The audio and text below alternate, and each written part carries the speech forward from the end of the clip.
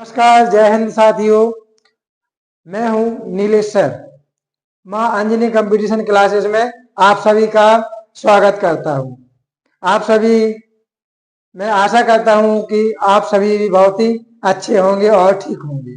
तो आप सभी को जैसे कि ज्ञात है, पिछली कक्षा जो पहली क्लास ली थी हमारे द्वारा, उसमें हिंदी भाग पहला पढ़ाया गया था। उसी से संबंधित अब जो हमारे द्वारा क्लास ली जा रही है वो है हिंदी व्याकरण एवं लिपि पार्ट 2, मतलब भाग 2। तो देखिए बच्चों, आते हैं अब इसके बाद जो पिछली कक्षाओं में कुछ घर के लिए भी आपको प्रश्न दिए गए थे, तो देखते हैं आप सभी ने किसका आंसर आप सभी का सही है और किस किस ने उस पर काम किया है और आंसरों को सही से देखा है। ठीक है, तो सबसे पहले जो प्रश्न हमारे द्वारा दिया गया था, ये था कि भाषा के कितने रूप होते हैं।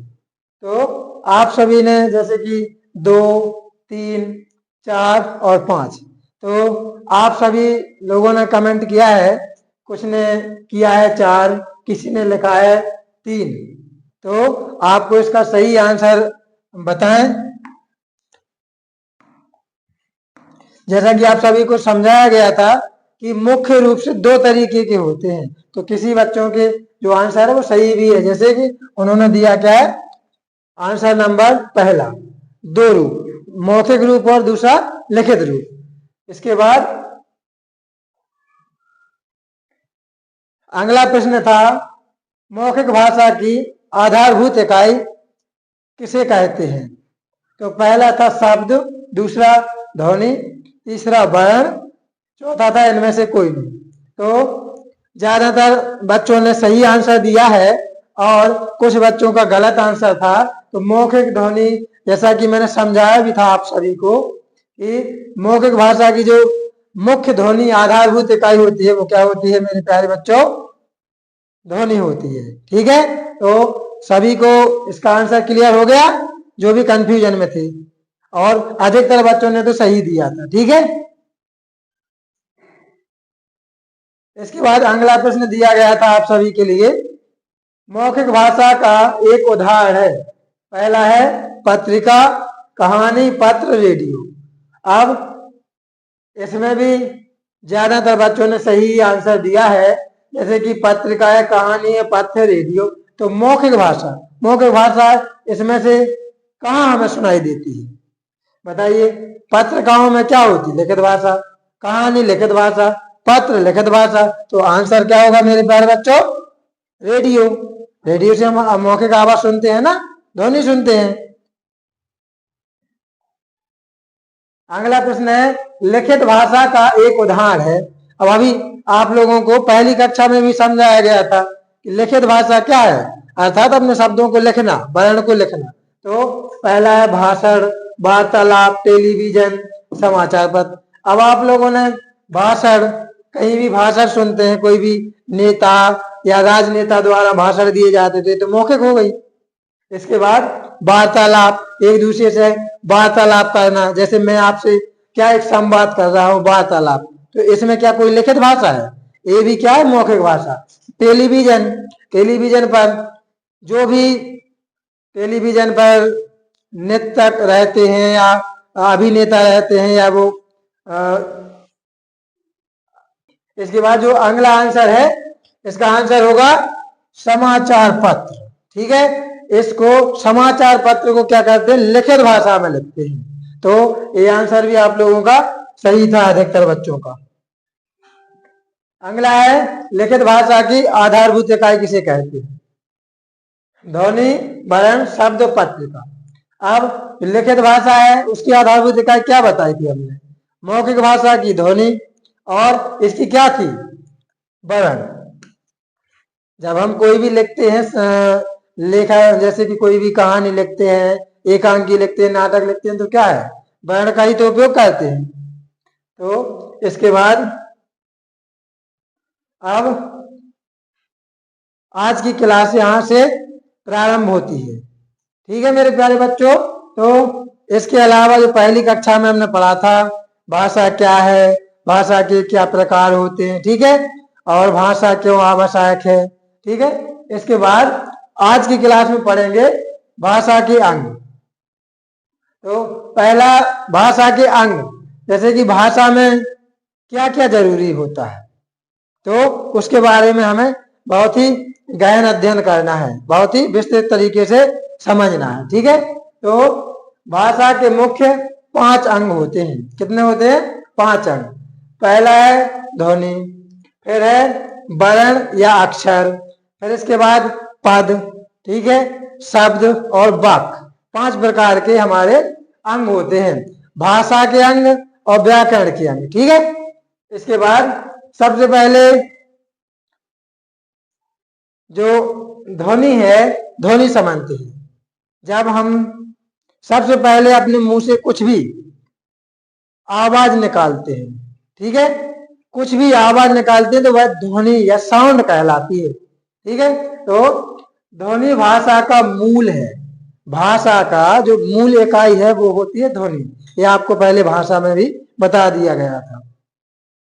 ध्वनि जब किसी भाषा में प्रयुक्त शब्दों या वर्णों का ज्ञान कराती है तो भाषा का रूप ले लेती है। इस प्रकार भाषा के उच्चारित छोटे रूप को ध्वनि कहा जाता है, ठीक है। जब हमारी ध्वनि भाषा का रूप ले लेती है, लेकिन इसकी जो छोटी इकाई है वो क्या होती है? ध्वनि। ध्वनि से ही भाषा का विकास होता है, ठीक है। तो भाषा का रूप ले लेती है, इस प्रकार भाषा के उच्चारित छोटे रूप को ध्वनि कहते हैं। जब हम भाषा बोलते हैं उसके सबसे छोटे रूप को ध्वनि कहा जाता है, ठीक है। यदि आपसे प्रश्न किया जाए कि जो भाषा का सबसे उच्चारित छोटा रूप किसे कहते हैं, तो इसका आंसर क्या होगा? ध्वनि। फिर है वर्ण या अक्षर।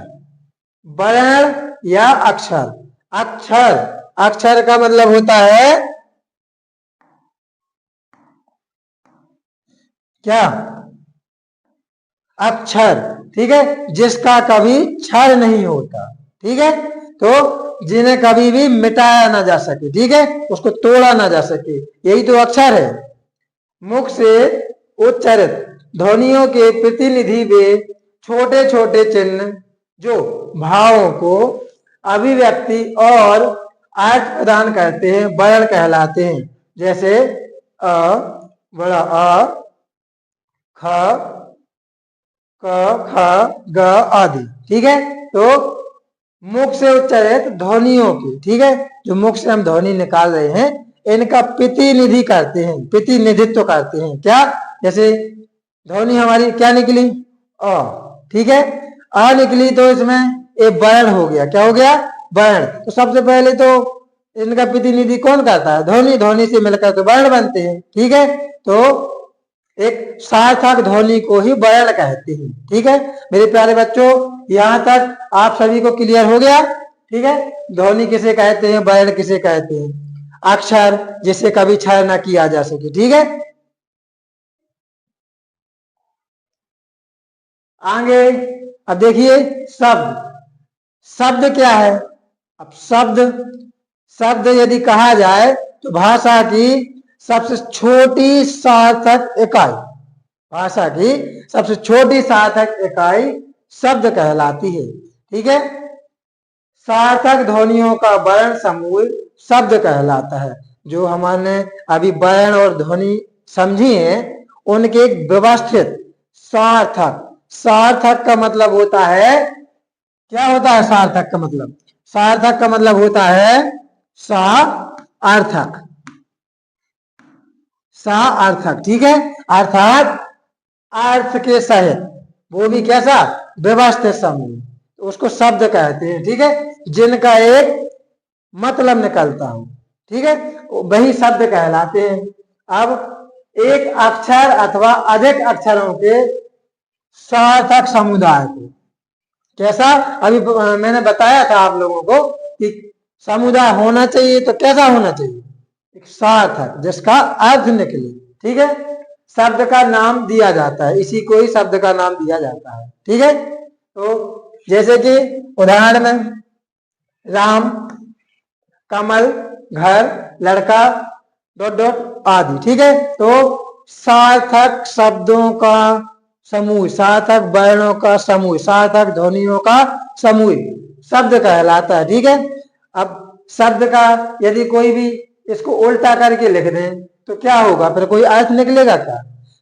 शब्द उसे कहते हैं जो सार्थक क्रम में लिखा जाए। ठीक है, इसके बाद नेक्स्ट क्या है, पद। अब पद और शब्द में ज्यादा कोई अंतर नहीं रहता है। ठीक है, पद और शब्द कहलाते एक ही हैं, लेकिन बिल्कुल थोड़ा अंतर होता है। देखिए, इसको समझते हैं, आप सभी को ज्ञात हो जाएगा। प्रचलित भाषा में शब्द को ही पद कहते हैं। अब जब हम अच्छी जो फेमस प्रसिद्ध भाषा है तब उनमें हम उपयोग करेंगे शब्द को, पूरा शब्द कंप्लीट कर दिया तो वही तो पद है। ठीक है, तो शब्द और पद में सूक्ष्म भेद होता है, मतलब बिल्कुल नाम के लिए अलग से लिखा शब्द हो गया। ठीक है, राम बाजा जाता है, पद हो गया। ठीक है, तो आप सभी को क्लियर हुआ। अभी अलग लिखे हैं ये सभी शब्द, राम, कमल, घर, लड़का, ठीक है, मोहन, श्याम, तो ये सभी क्या है, अभी जब तक इनको सार्थक क्रम में भाषा में उपयोग नहीं किया जाएगा तब तक ये शब्द रहेंगे, और जैसे ही भाषा बन जाएगी तो वैसे ही ये क्या कहलाएंगे, पद। ठीक है, तो जैसे वर्णों का सार्थक मेल शब्द कहलाता है। ठीक है, जो वर्ण होते हैं इनको सही अर्थ के साथ मेल करवाना। ठीक है, एक साथ लिखना। ठीक है, क्या करवाना, मेल करवाना। वातावरण में प्रयुक्त होकर शब्द को, वाक्य में प्रयुक्त होकर शब्द को पद कहा जाता है। जब शब्द वाक्य में प्रयोग हो जाते हैं तो उसको शब्द कहा जाता है। जैसे कि अभी राम, रावण, बाण, ये क्या थे, शब्द। ठीक है, अब इसके बाद राम ने रावण को बाण से मारा। ठीक है, राम ने रावण को बाण से मारा, के द्वारा मारा। ठीक है, तो ये क्या बन गया है, हमारा एक पद। ठीक है, तो मेरे प्यारे बच्चों, आप सभी को स्पष्ट हो गया होगा, शब्द और पद में ज्यादा भेद नहीं होता है। उन्हीं शब्दों को एक सार्थक क्रम में वाक्य बना दिया जाए तो वही क्या होता है, पद। अब इसके बाद जो पांचवा था, यहाँ पर थोड़ा टाइपिंग में मिस्टेक हो गया है। जो पांचवा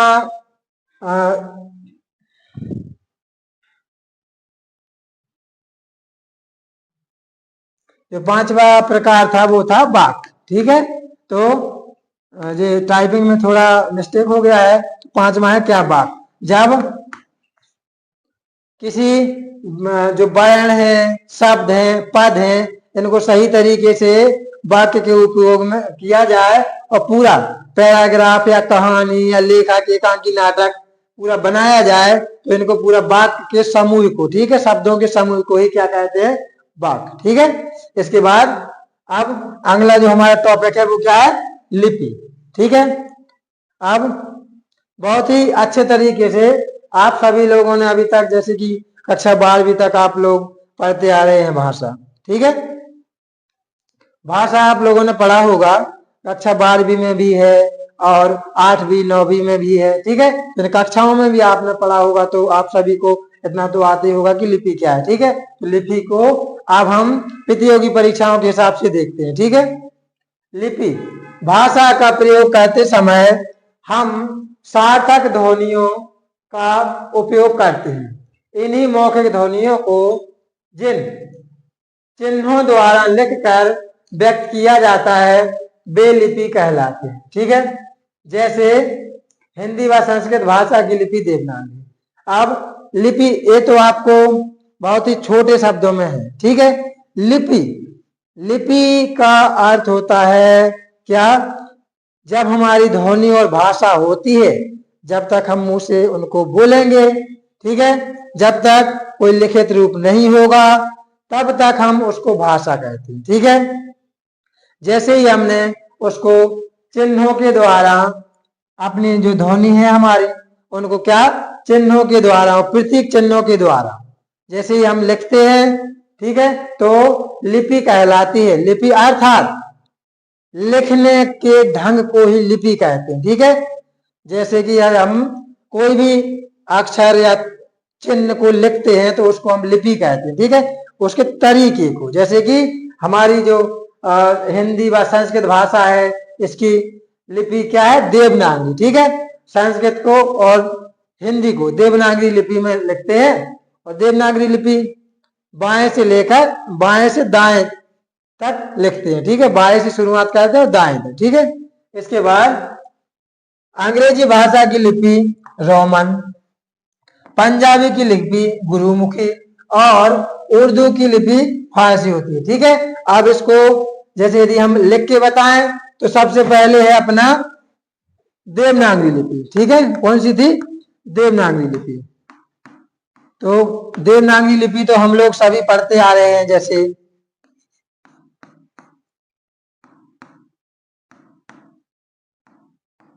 ये सभी ये वर्ड किसके हैं? देवनागरी के। ठीक है, जैसे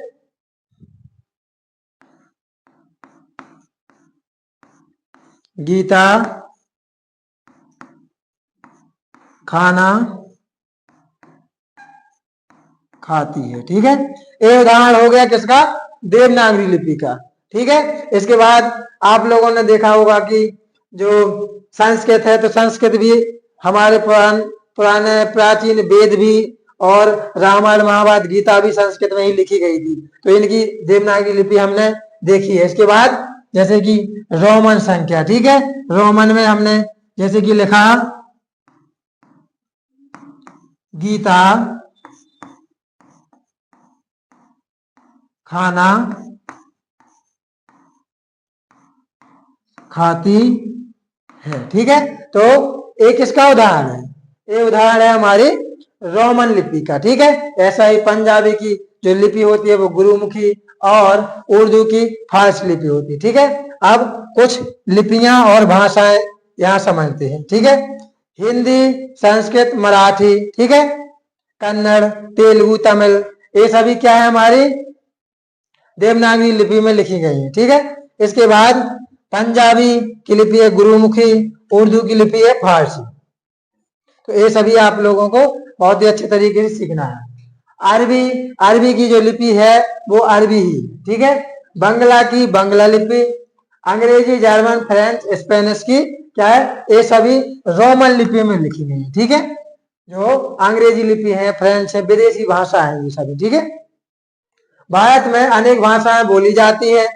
भारत में अनेक भाषाएं, इनको अनेक भाषाएं अर्थात तो भारत में मुख्य रूप से संवैधानिक तरीके से स्वीकार किया गया है वो कितनी है?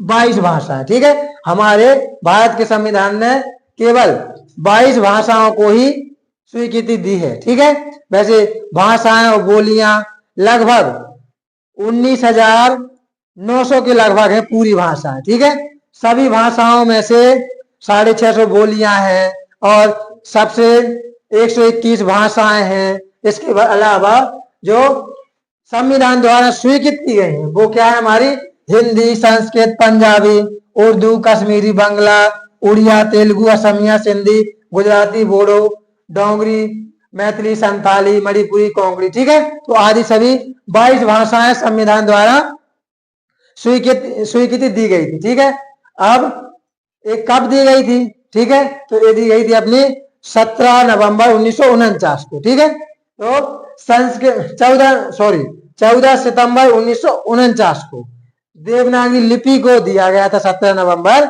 1949 को। इसके बाद संस्कृत भाषा से ही हिंदी भाषा का जन्म हुआ है। सबसे पहले जो संस्कृत भाषा का विकास हुआ है, हिंदी भाषा का विकास हुआ है, वो हुआ संस्कृत से।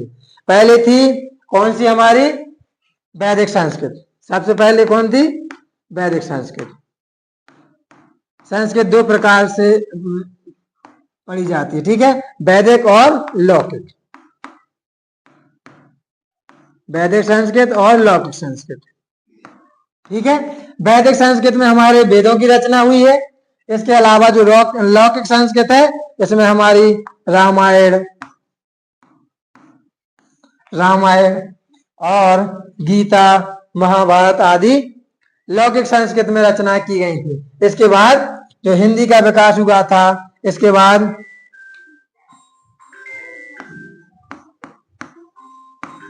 पाली, प्राकृत,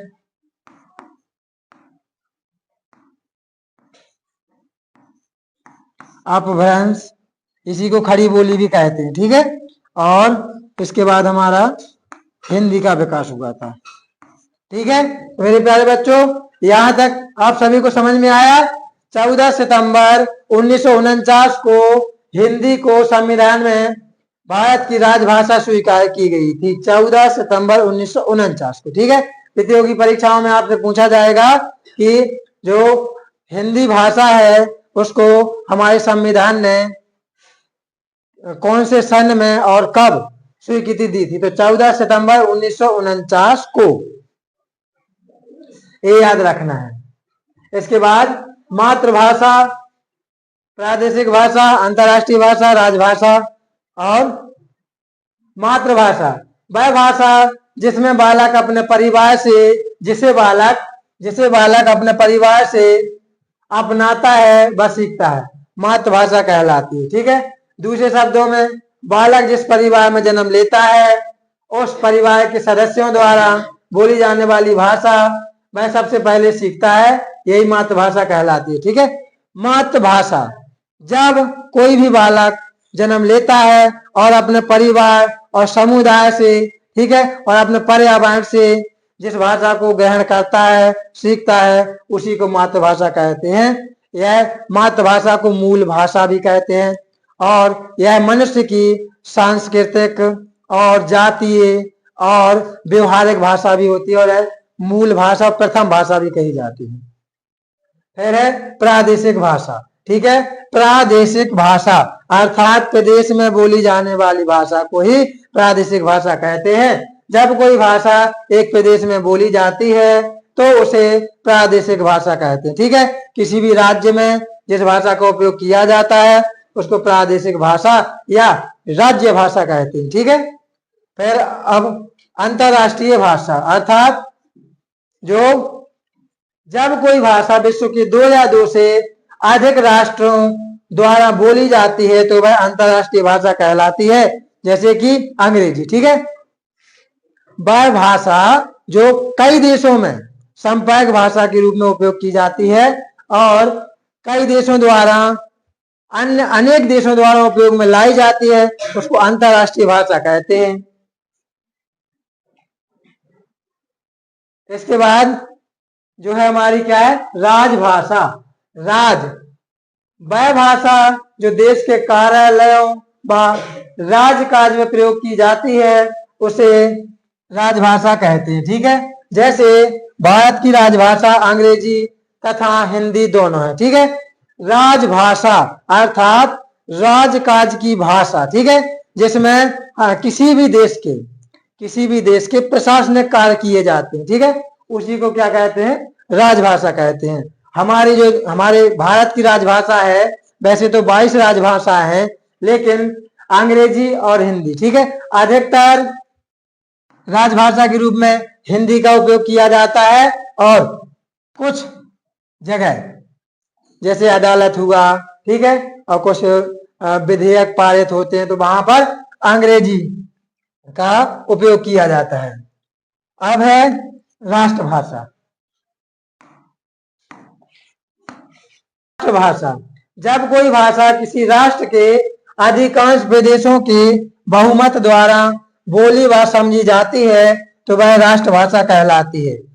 दूसरे शब्दों में वह भाषा जो देश के अधिकतर निवासियों द्वारा प्रयोग में लाई जाती है उसे राष्ट्रभाषा कहते हैं या कहलाती है, ठीक है। राष्ट्रभाषा अर्थात पूरे देश की भाषा, मतलब जो देश में जनसंख्या है, ठीक है, जो सबसे ज्यादा जिस भाषा का बहुमत होगा और सबसे ज्यादा जिसका उपयोग किया जाता है देश में, उसी को राष्ट्रभाषा कहते हैं। लेकिन हमारे भारत में बहुत ही विविध भाषाएं हैं, ठीक है, उसमें लगभग 7000 भाषाएं और बोलियां हैं, तो इसमें से हमारे यहाँ कोई भी राष्ट्रभाषा नहीं है। हमारे यहाँ राजभाषा है। ठीक है,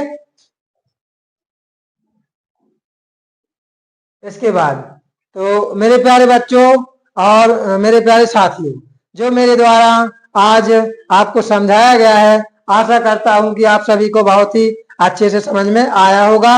अब इससे संबंधित कुछ महत्वपूर्ण प्रतियोगी परीक्षाओं के लिए प्रश्न दिए जा रहे हैं, जो कि आप सभी से आशा करता हूं और कल की क्लास में आप सभी को इसका आंसर देना होगा कमेंट में। ठीक है, इसके बाद अब आते हैं पहले प्रश्न पे। पहला प्रश्न क्या है?